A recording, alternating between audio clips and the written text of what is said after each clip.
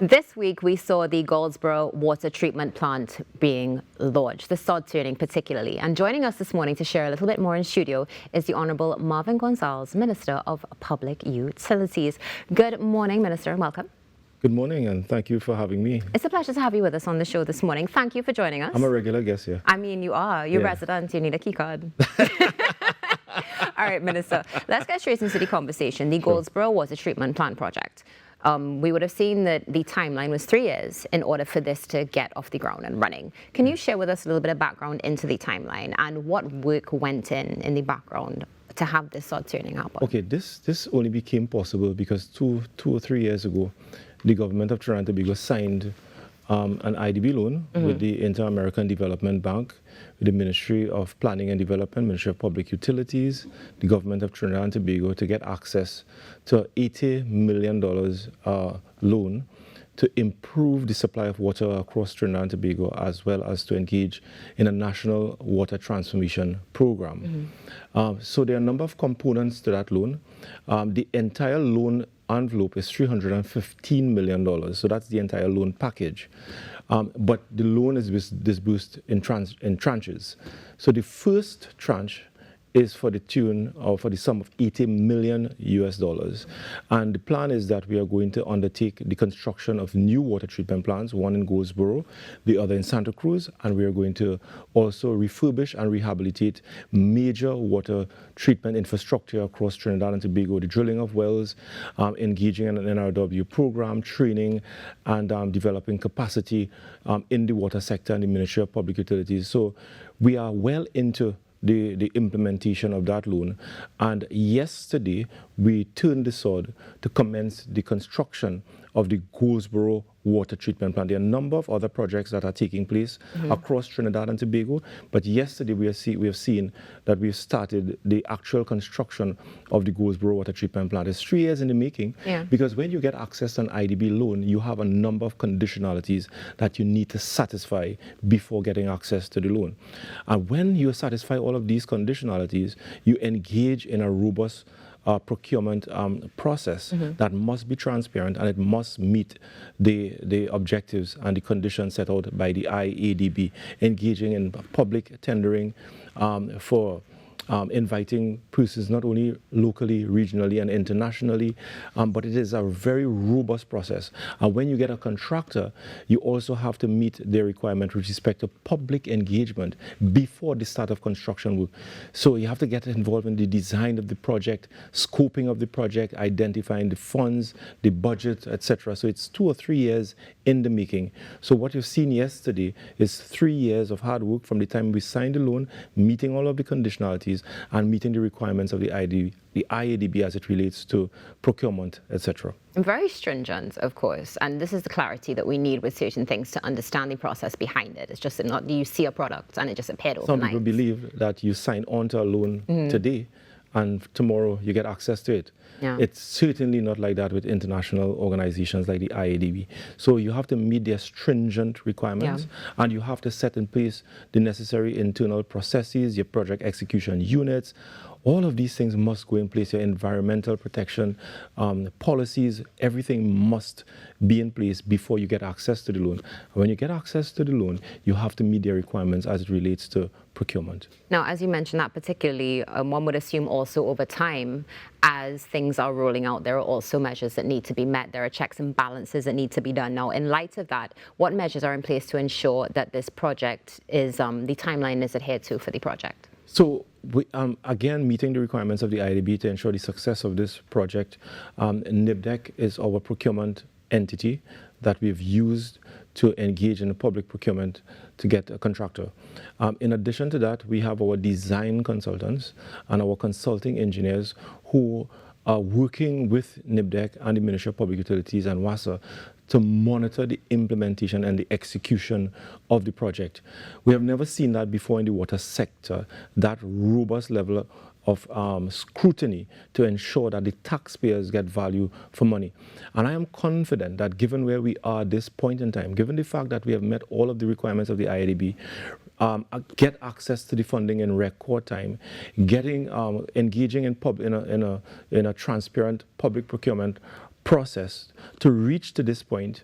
The design of the plant is already completed. We have already conducted our EMA certification, getting all of the approvals from the Town and Country Planning Division. All of these systems have been put in place to ensure that we have an effective implementation of this project. So we said 18 months, but when we said 18 months, we commenced and signed that project in August last year. So we are well, even though we are starting actual construction, the implementation of this project started in August last year, where we are completing the designs. Now we are moving into the construction phase of that Goldsboro water treatment plant. And upon completion, at the end of this year, early next year, the people of Goldsboro and surrounding areas will now have access to 2 million gallons of water. And if I might add, apart from Goldsboro, you have Roxboro, Pembroke, Richmond, Glamorgan, Calder Hall, Bagatelle, French Field, Scarborough, Shore Park, Pump Hill, Darrell Spring, Lowlands, Lambeau, Signal Hill, Patience Hill, and Spring Garden. All of these communities will benefit directly and indirectly when that plant comes into full operation. I'm going to say, you just answered my next question, because it was going to be about the expected water supply and how it's going to be able to positively impact Tobago. Yeah. Another thing, though, of course, you would have spoken about some other things that are in the pipeline when it comes to WASA and improving water infrastructure and so much more. Can you tell us, maybe give us a little insight into some of the next major plans that are in store to improve water in Trinidad and Tobago? But before I go that, over the last 2 years, we have done a number of booster stations in West Trinidad and West Tobago, and East Tobago. We have refurbished a number of their water infrastructure. We have desilted the Hillsborough Dam, a project which was spoken about in the Tobago space for over 25 years. That was completed in record time. We have constructed a major transmission pipeline from Signal Hill to Crown Point. Constructed a number of booster stations. As a result of that, over 50,000 citizens in Tobago are experiencing an improvement in their water supply, at least 24/3, and in many cases 24/7.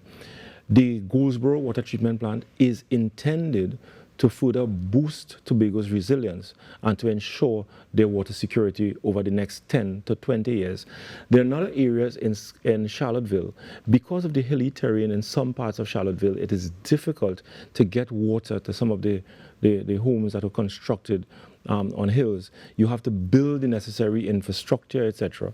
And unfortunately, in Charlottesville, you don't have this amount of prolific ground water sources or river water sources. So the Ministry of Public Utilities, the Water and Sewage Authority, we intend to engage the THA in looking at the possibility of putting a package desalination water treatment plant that will have the capacity to produce between 500,000 gallons of water and 1 million gallons of water, so that in Charlottesville area that normally is hit hard during the dry season, they will not feel that impact once that small desalination package plant is constructed. So to me, that is one of the major, once the Goldsboro water treatment plant is completed, another major piece of infrastructure that we need to do is in Charlottesville area to take care of that pocket that continues to not have a regular supply of water. Something that is significant, of course, given the fact that last year during the dry season, we would have seen those coming forward, speaking about the fact that access to water would have been an issue. That is the area in Tobago that suffered tremendously. The wells dropped precipitously, our rivers ran almost dry, and there was literally no access to fresh water sources in that Charlottesville area. So having looked at all of the possible sources of water and listening to the geologists and the engineers and what have you, we think that Charlottesville is an area where the government needs to consider the construction of a small desalination plant that can produce between 500,000 gallons of water to 1 million gallons of water, so that this particular community in East Tobago will not have and experience the water shortage as they have experienced over the years. Definitely, of course, it's going to be taken and received well, given the fact of what we've seen happen over the past few years and what we need moving forward. And speaking about moving forward, the operational centre would have been created. A lot of work has gone into it. What about its positive impact on Tobago? Is this something that has been seen? It has been seen all across Trinidad as well as in Tobago. The main purpose of that operational control center is to allow the management of the authority to examine what takes place in real time on WASA's distribution grid. Meaning that if there is an issue with respect to the distribution of water, they would be able to see that in real time in an operational control center so that the appropriate responses can take place to deal with that issue so that the customers may not feel the impact as if we are operating on a strictly manual basis. So far, the OCC has received a number of complaints from Tobago. They have digitized a serious component, a significant component of Tobago's water distribution system.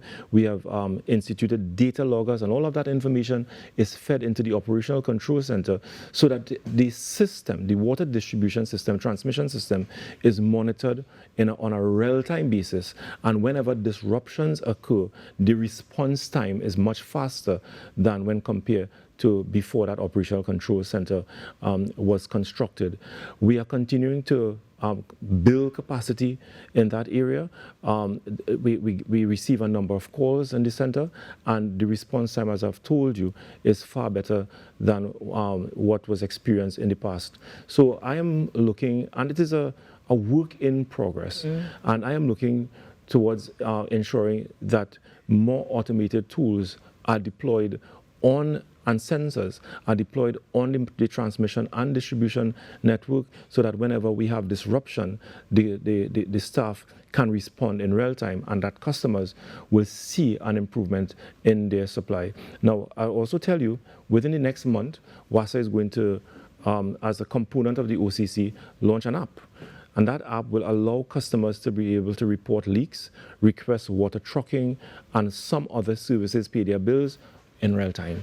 And and that was only made possible as a result of the operational control center. And as I'm saying, it is a work in progress. So because we now have this modern digital platform to be able to serve our customers, next month we will take it to a different level where customers will be able to report leaks and request services in real time. And all of that information and that data and that request will be received at the operational control center, and the utility company, the agency, the authority would be able to respond to those needs almost in real time.